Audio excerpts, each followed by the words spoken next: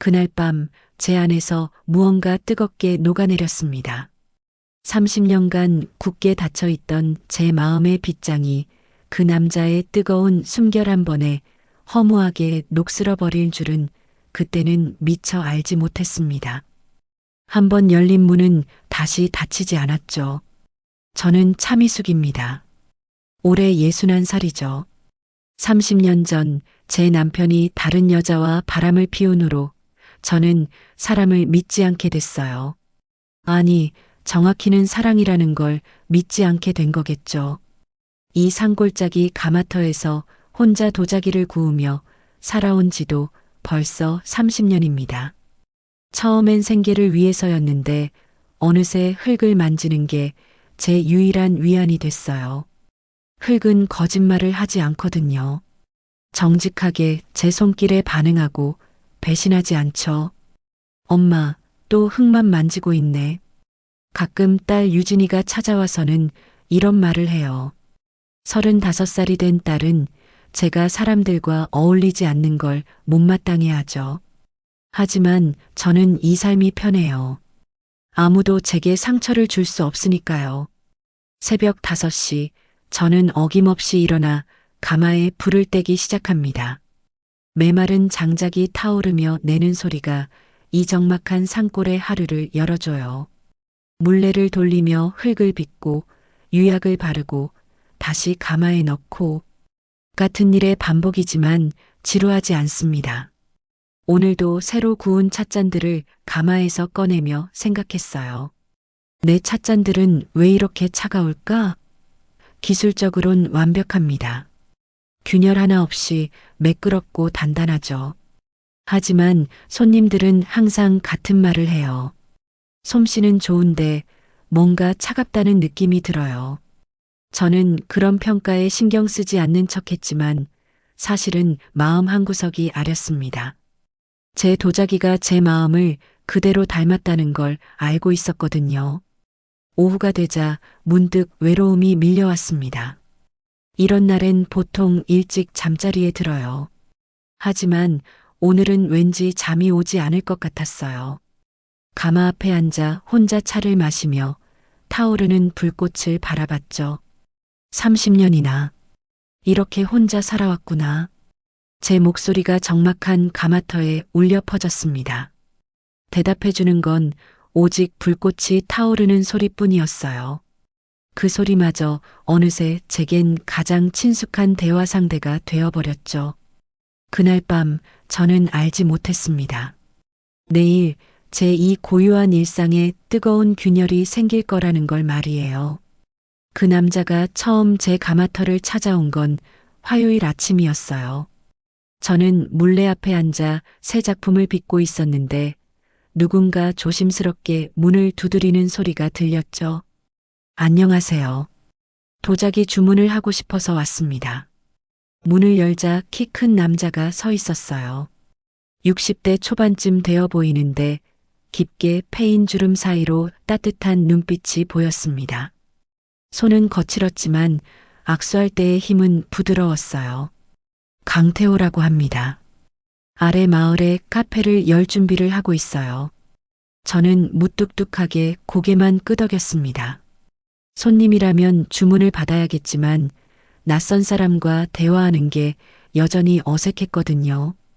어떤 걸 원하시는데요? 커피잔이요. 특별한 커피잔을 만들어 주셨으면 합니다.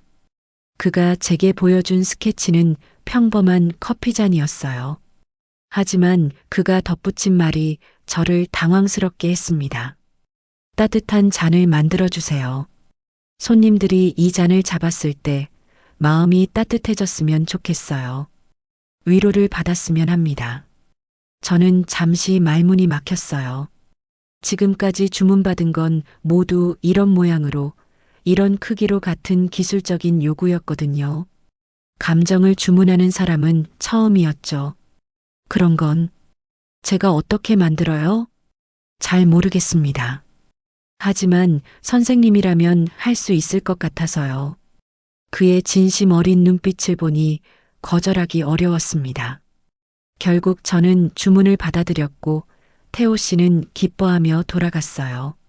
하지만 그게 끝이 아니었습니다. 그 다음 날, 또 그 다음 날도 태호 씨는 가마터를 찾아왔어요. 처음엔 작업 과정이 궁금해서라고 했는데 점점 다른 이유들을 대기 시작했죠. 장작이 부족해 보여서 가져왔습니다. 비 온다는데 지붕 위 기와가 좀 헐거워 보이던데요. 오늘 아침에 딴 건데 드실까 해서요. 그가 가져오는 건 딸기였어요. 자신이 작은 텃밭에서 기른다고 했죠. 저는 딸기를 받으며 묘한 기분이 들었습니다. 언제부터인가 다른 사람이 제게 뭔가를 주는 일이 없었거든요. 일주일이 지나자 태호 씨는 제 작업실의 일부가 되어 있었어요. 저는 흙을 빚고 그는 옆에서 장작을 패거나 도구를 정리해줬죠. 굳이 대화를 나누지 않아도 편안했습니다. 왜 소방관을 그만두셨어요? 어느 날 오후 저도 모르게 그런 질문이 나왔어요. 그의 손에 화상 자국이 있는 걸 봤거든요. 3년 전에 마지막 현장에서 동료 하나를 잃었어요. 제가 구하지 못했죠. 그의 목소리가 잠시 떨렸습니다. 저는 더 이상 묻지 않았어요. 상처받은 사람의 표정을 저는 너무 잘 알고 있었으니까요. 그날 저녁 태호 씨가 돌아간 후 가마터는 다시 고요해졌습니다. 하지만 정과는 달랐어요. 공기 중에 그의 온기가 남아있는 것 같았거든요. 이상하네. 별것도 아닌데 왜 이렇게 마음이 편했을까? 저는 그날 밤 오랜만에 깊이 잠들 수 있었습니다. 태호 씨가 가마터를 드나든 지 한 달이 지났을 때쯤 저는 깨달았어요. 제가 그를 기다리고 있다는 걸 말이죠. 매일 오전 10시쯤이면 그의 발걸음 소리가 들렸어요. 묵직하고 규칙적인 걸음걸이였죠. 저는 그 소리를 들으면서 왠지 모를 안도감을 느꼈습니다. 오늘은 뭘 도와드릴까요? 그가 항상 하는 첫 인사였어요. 저는 처음엔 혼자 할 수 있다고 했지만 어느새 그의 도움을 당연하게 받아들이고 있었죠. 그는 정말 많은 일을 도와줬어요. 무거운 흙덩이를 옮기고 가마의 온도를 확인하고 완성된 도자기들을 조심스럽게 포장해 주기도 했죠. 하지만 무엇보다 좋았던 건 그가 제 작업을 방해하지 않으면서도 함께 있어준다는 거였어요. 점심시간이 되면 우리는 가마 앞 평상에 앉아 함께 식사를 했습니다. 처음엔 어색했지만 점점 자연스러워졌어요. 소방관은 언제부터 하셨어요? 20살 때부터니까. 43년 했네요. 평생 직업이었죠. 후회는 없으세요? 그만둔 거 말이에요. 태호 씨는 잠시 생각하더니 고개를 저었어요. 후회는 없어요. 다만 아내가 꿈꿨던 카페를 이제야 열 수 있게 돼서 기뻐요. 늦었지만요. 부인이 돌아가셨나요? 5년 전에요. 암이었어요. 그의 목소리에 깊은 슬픔이 배어 있었습니다. 저는 괜한 질문을 했다는 생각에 미안했어요. 죄송해요. 괜한 걸 물어봤네요. 아니에요. 오히려 이야기할 수 있어서 좋아요. 혼자 있으면 더 괴로워지거든요. 그의 솔직한 말에 저도 마음을 열게 됐어요. 저도 30년 전에 남편과 헤어졌어요. 바람을 피워서요. 많이 힘드셨겠어요. 처음엔 그랬죠. 하지만 이제는 혼자가 편해요. 아무도 절 배신할 수 없으니까요. 태호 씨는 제 말을 조용히 들어줬어요. 판단하거나 조언하려 들지 않았죠. 그저 들어주는 것만으로도 얼마나 위로가 되는지 그때 처음 알았습니다. 시간이 흐르면서 우리의 대화는 더 깊어졌어요. 그는 화재 현장에서의 경험담을 들려줬고 저는 도자기를 만들면서 느꼈던 감정들을 이야기했죠. 미숙 씨의 도자기에는 마음이 담겨 있어요. 무슨 소리예요? 다들 차갑다고 하는데 차가운 게 아니라 조심스러운 거예요. 상처받지 않으려고 스스로를 보호하고 있는 거죠. 그의 말에 저는 가슴이 뭉클했어요. 제 마음을 이렇게 정확히 읽어낸 사람은 처음이었거든요. 어느 날 저녁 태호 씨가 돌아간 후 저는 새로 구운 찻잔을 들여다봤어요. 여전히 완벽하고 매끄러웠지만 예전과는 뭔가 달랐어요. 아주 미세하게 정말 조금이지만 따뜻한 느낌이 나기 시작한 거예요. 혹시 내 마음이 변하고 있는 건가? 저는 그 가능성에 두려우면서도 설레었습니다. 태호 씨의 커피잔을 만들기 시작한 지 2달째, 저는 계속해서 실패를 반복하고 있었어요. 모양은 완벽했지만 가마에서 나올 때마다 미세한 균열이 생겼거든요. 또 갈라졌네. 아침마다 실패작들을 보며 한숨을 쉬었어요. 30년간 도자기를 만들면서 이런 일은 처음이었습니다. 기술적으로는 아무 문제가 없는데 왜 자꾸 갈라지는 걸까요? 스트레스 받지 마세요. 시간이 좀 걸릴 뿐이에요.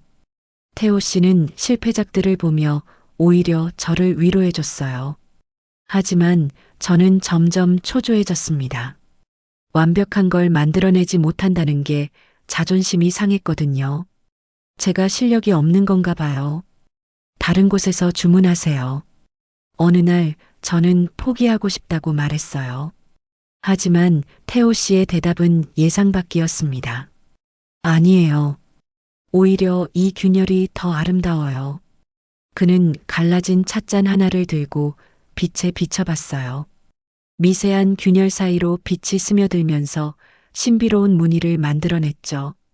이건 빅렬이라고 해요. 일부러 만들기 어려운 거예요.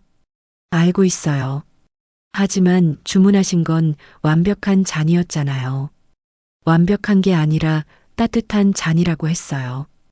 이 균열이야말로 따뜻함 아닐까요? 상처받은 것들이 더 마음에 와닿잖아요. 그의 말을 듣는 순간 제 가슴이 쿵 하고 뛰었어요. 마치 제 마음의 균열을 이야기하는 것 같았거든요. 미숙 씨도 이 찻잔처럼 아름다운 사람이에요. 상처가 있어서 더 소중하고요. 무슨 소리를 그렇게. 저는 얼굴이 빨개져서 고개를 돌렸어요. 이런 말을 들은 게 얼마나 오래전이었나요? 가슴이 두근거리는 게 어색하면서도 달콤했습니다. 그날 오후 태호 씨가 돌아간 후 저는 균열이 난 찻잔들을 다시 들여다봤어요. 정말로 아름다웠어요. 완벽하지 않아서 더 아름다운 그런 것 같았습니다. 나도 이 찻잔처럼 불완전해서 아름다운 걸까? 그날 밤 저는 오랜만에 거울을 들여다봤어요. 주름이 깊어지고 손은 거칠어졌지만 예전보다는 따뜻해 보였습니다. 태호 씨를 만나면서 제 얼굴에도 온기가 돌기 시작한 것 같았어요. 침대에 누워서도 잠이 오지 않았습니다. 자꾸 태호 씨의 말이 떠올랐거든요. 아름다운 사람이에요. 그 말이 계속 귓가에 맴돌았어요. 이런 감정이 뭘까? 저는 30년 만에 처음으로 누군가에게 마음이 끌리고 있었습니다. 두려우면서도 설레는 그런 감정이었어요. 그날은 올겨울 들어 가장 추운 날이었어요. 태호 씨의 커피잔을 완성하기 위한 마지막 가마 굽기를 하는 날이었죠. 이번만큼은 꼭 성공하고 싶었습니다. 가마의 온도를 일정하게 유지하려면 밤새도록 지켜봐야 했어요. 특히 이런 한파에는 더욱 신경 써야 했죠. 저는 두꺼운 외투를 입고 가마 앞에 앉았습니다. 밤 10시쯤 갑자기 발소리가 들렸어요. 태호 씨였습니다. 손에 보온병을 들고 나타났죠. 이렇게 추운 날 혼자 있으면 안 되죠. 뜨거운 커피 가져왔어요. 집에서 쉬셔야 할 텐데 굳이 나오실 필요 없었어요. 하지만 속으로는 고마웠어요. 정말 외롭고 추웠거든요. 태호 씨는 제 곁에 앉아 함께 가마를 지켜봤어요. 때때로 장작을 넣어주고 온도를 확인해 주면서요. 대화는 많지 않았지만 편안했습니다. 자정이 넘어가자 추위가 더 심해졌어요. 제 손은 꽁꽁 얼어서 제대로 움직이지도 않았죠. 그걸 본 태호 씨가 말없이 제 손을 자신의 두 손으로 감쌌습니다. 이렇게 차가워서야 흙의 마음을 어떻게 알겠어요. 그리고는 제 손끝에 자신의 뜨거운 숨을 후마이너스 불어넣었어요. 그 순간이었습니다. 30년간 얼어붙어 있던 제 마음이 그 따뜻한 숨결에 한꺼번에 녹아내리는 것 같았어요. 미숙 씨, 네, 춥지 않으세요? 사실 많이 추웠어요. 하지만 그보다는 두려웠습니다. 이런 감정을 느끼는 제 자신이 말이에요. 조금 춥긴 해요. 그러자 태호 씨는 자신의 두꺼운 외투를 벗어 제 어깨에 걸쳐줬어요. 그 외투에서는 그의 체온과 따뜻한 향이 났습니다. 이러면 태호 씨가 추우실 텐데. 저는 괜찮아요. 미숙 씨가 춥지 않으면 돼요. 그의 배려에 마음이 너무 따뜻해졌어요. 언제부터인가 눈물이 흘러내리고 있었습니다. 왜 우시는 거예요? 모르겠어요. 그냥 마음이 이상해서. 태호 씨는 조용히 제 어깨에 손을 올렸어요. 그 따뜻한 손길에 저는 더 이상 참을 수 없었습니다. 태호 씨, 저 오늘 밤 혼자 있기 무서워요. 제 입에서 나온 솔직한 고백에 저조차 놀랐어요. 하지만 정말 그랬거든요. 이 감정이 무엇인지 모르겠지만 혼자 감당하기엔 너무 벅찼어요. 그럼 제가 여기 있어 드릴게요. 가마불도 지켜봐야 하고요. 그렇게 우리는 밤새도록 가마 앞에서 함께 있었어요. 타오르는 불꽃을 바라보며 서로의 온기를 나누면서요. 때로는 대화를 나누고 때로는 조용히 앉아 있기도 했죠. 새벽 5시 드디어 가마 굽기가 끝났어요. 조심스럽게 가마 문을 열자 완벽한 커피잔이 나왔습니다. 균열 하나 없는 그러면서도 따뜻한 느낌이 나는 아름다운 잔이었어요. 성공했네요. 태호 씨가 기뻐하며 말했어요. 저도 정말 기뻤습니다. 하지만 그보다 더 소중한 건 이 밤을 함께 보낸 추억이었어요. 해가 뜨자 태호 씨는 집으로 돌아갔어요. 하지만 가마터에는 여전히 그의 온기가 남아있는 것 같았습니다.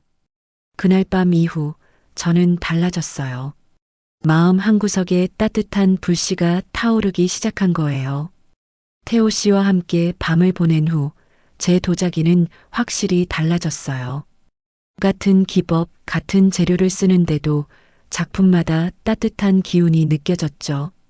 손님들도 알아봤어요. 이번 찻잔은 왜 이렇게 포근한 느낌이 나죠? 만질 때마다 마음이 편안해져요. 이런 말들을 들을 때마다 저는 괜히 얼굴이 붉어졌어요. 혹시 제 변화한 마음이 도자기에 그대로 스며든 건 아닐까 싶어서요. 태호 씨도 변했어요.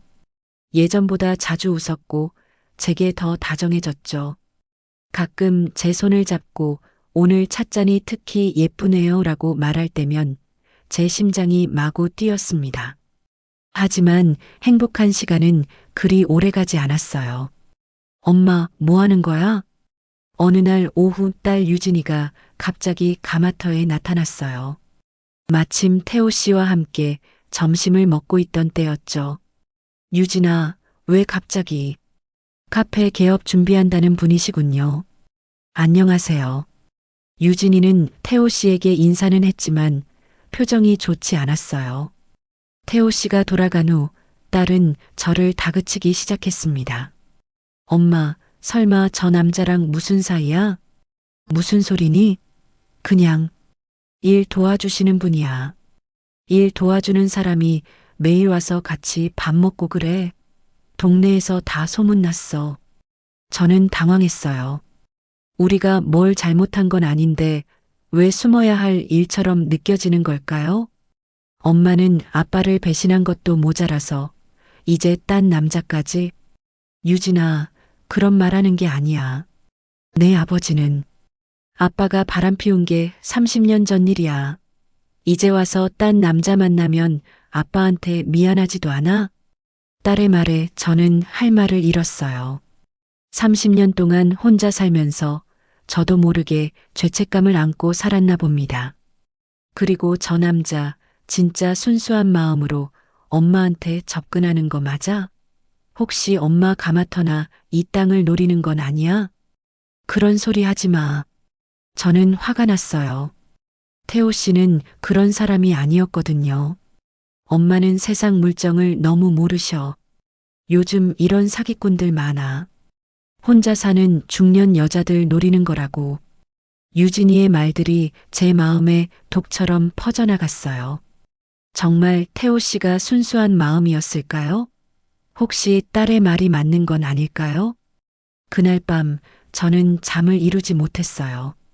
행복했던 지난 몇 달이 모두 착각이었던 건 아닐까 하는 불안감이 밀려왔거든요.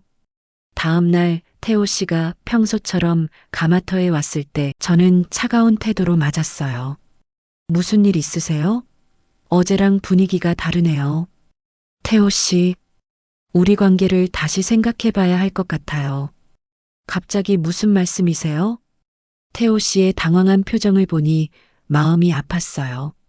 하지만 딸의 말이 자꾸 머릿속을 맴돌았죠. 우리가 너무 성급했던 것 같아요. 서로를 잘 모르잖아요. 미숙 씨, 무슨 일이 있었는지 말씀해 주세요. 어제까지만 해도 괜찮았는데, 저는 딸이 한 말들을 그대로 전할 수는 없었어요. 너무 상처가 될 것 같았거든요.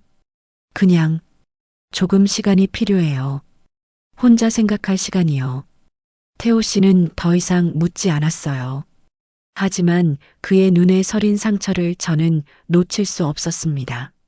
알겠습니다. 필요한 만큼 시간을 가지세요. 저는 기다리고 있을게요. 그렇게 태호 씨는 조용히 가마터를 떠났어요. 그 뒷모습이 너무 쓸쓸해 보여서 저는 울고 싶었습니다. 며칠 동안 태호 씨는 오지 않았어요. 가마터는 다시 예전처럼 고요해졌죠. 하지만 이상했어요. 전엔 이 고요함이 편했는데 이제는 너무 외로웠거든요. 혼자 도자기를 만들면서도 자꾸 입구를 바라봤어요. 혹시 태호 씨가 올까 싶어서요. 하지만 그의 발소리는 들리지 않았습니다. 일주일이 지났을 때 저는 깨달았어요. 제가 얼마나 태호 씨를 필요로 했는지를 말이에요. 그의 따뜻한 웃음소리, 든든한 어깨, 거친 손길, 모든 게 그리웠습니다. 하지만 딸의 말도 무시할 수 없었어요. 정말 태호 씨의 마음이 진실인지 확신할 수 없었거든요. 그렇게 저는 갈등의 시간을 보내고 있었습니다. 일주일째 되는 날 유진이가 다시 가마터에 왔어요. 이번엔 좀 더 진정된 모습이었죠. 엄마, 그 남자 안 와? 응, 요즘 안 와. 왜? 저는 딸에게 솔직하게 말했어요. 그녀의 말 때문에 태호 씨와 거리를 둔다고요. 엄마가 내 말 듣고 헤어진 거야? 헤어진 건 아니고 그냥 시간을 갖기로 했어. 그때 밖에서 발소리가 들렸어요. 태호 씨였습니다. 손에는 작은 상자를 들고 있었죠. 안녕하세요. 미숙 씨 계신가요? 들어오세요. 태호 씨는 들어와서 유진이에게 정중하게 인사했어요. 따님이시군요. 강태호입니다. 네, 유진이에요. 분위기가 어색했어요. 태호 씨는 제게 상자를 내밀었습니다. 이거 받아주세요. 상자를 열어보니 제가 만든 커피잔이 들어 있었어요. 그런데 잔에 균열이 가 있었죠. 어떻게 된 거예요? 완벽했었는데. 일부러 깼어요. 왜요? 태호 씨는 유진이를 바라보며 말했어요. 따님께 보여드리고 싶어서요. 제가 어떤 사람인지 말이에요. 그는 깨진 찻잔을 조심스럽게 들었어요. 저는 완벽한 사람이 아닙니다. 상처도 많고 실수도 많이 했죠. 이 잔처럼 금이 가 있어요. 유진이는 태호 씨의 말을 조용히 들었어요. 하지만 어머님을 만나면서 깨달았어요. 상처가 있다고 해서 아름답지 않은 건 아니라는 걸요. 오히려 상처 때문에 더 소중한 거죠. 태호 씨는 자신의 팔을 걷어 올렸어요. 화상 자국이 선명하게 보였습니다. 3년 전 제 마지막 화재 현장에서 생긴 상처예요. 동료를 구하지 못한 죄책감에 소방관을 그만뒀죠. 왜 이런 얘기를? 제가 어떤 사람인지 알아주셨으면 해서요. 저는 어머님의 재산이나 가마터 따위에는 관심 없어요. 태호 씨는 주머니에서 통장 하나를 꺼냈어요. 이게 제 전 재산이에요. 퇴직금이랑 아내 보험금으로 카페 개업 자금까지 마련했어요. 필요하시면 확인해 보세요. 유진이는 당황스러운 표정이었어요. 제가 어머님께 접근한 이유는 단 하나예요. 외로웠거든요. 아내를 잃고 동료를 잃고 혼자 남겨진 게 너무 힘들었어요. 태호 씨의 목소리가 떨렸어요. 그런데 어머님을 만나면서 다시 살아있다는 걸 느꼈어요. 30년 동안 혼자 견뎌온 어머님이 존경스러웠고 차가운 듯하지만 따뜻한 마음을 가진 분이라는 걸 알았죠. 저는 가슴이 뭉클했어요. 태호 씨의 진심이 느껴졌거든요. 따님이 걱정하시는 것도 이해해요. 소중한 어머님이니까요. 하지만 제가 어머님을 이용하려는 게 아니라는 걸 알아주셨으면 좋겠어요. 유진이는 한동안 말이 없었어요. 그러다가 조용히 입을 열었습니다. 엄마가 많이 달라졌어요. 네. 예전엔 항상 우울해 보였는데 요즘엔 표정이 밝아졌어요. 그것만으로도 감사해요. 저는 놀랐어요. 딸이 제 변화를 알아봤다는 게요. 다만 엄마를 아프게 하시면 가만두지 않을 거예요. 태호 씨는 고개를 숙였어요. 절대 그런 일 없을 겁니다. 그날 유진이는 태호 씨를 어느 정도 받아들인 것 같았어요. 완전히는 아니어도 적어도 반대하지는 않았죠. 유진이가 돌아간 후 저와 태호 씨는 오랜만에 둘만 남았어요. 미안해요. 딸 때문에. 아니에요. 당연한 걱정이었어요. 정말 기다려 주실 거예요? 태호 씨는 제 손을 잡았어요. 평생이라도 기다릴게요. 그 말에 저는 더 이상 참을 수 없었어요. 30년 동안 닫아뒀던 마음의 문을 활짝 열어젖혔습니다. 1년이 흘렀어요. 태호 씨의 카페 따뜻한 숨결은 마을의 명소가 됐습니다. 제가 만든 커피잔들로 유명해진 거죠. 특히 미세한 균열이 들어간 빅열잔은 찾는 사람이 많아서 예약을 받을 정도였어요. 미숙 선생님의 찻잔으로 마시는 커피는 정말 달라요. 마음이 따뜻해지는 느낌이에요. 이런 말을 들을 때마다 저는 뿌듯했어요. 제 도자기가 사람들에게 위로를 준다는 게 얼마나 기쁜 일인지 몰랐거든요. 제 공방에도 변화가 있었어요. 치유의 도자기를 배우려는 사람들이 찾아오기 시작한 거예요. 상처받은 마음을 달래고 싶어 하는 분들이 많았습니다. 선생님, 어떻게 하면 이렇게 따뜻한 느낌이 나는 도자기를 만들 수 있어요? 기술보다는 마음이 중요해요. 흙과 대화하면서 만드세요. 저는 수강생들에게 제가 깨달은 것들을 전해줬어요. 완벽하지 않아도 괜찮다는 것, 상처가 있어서 더 아름다울 수 있다는 것들을요.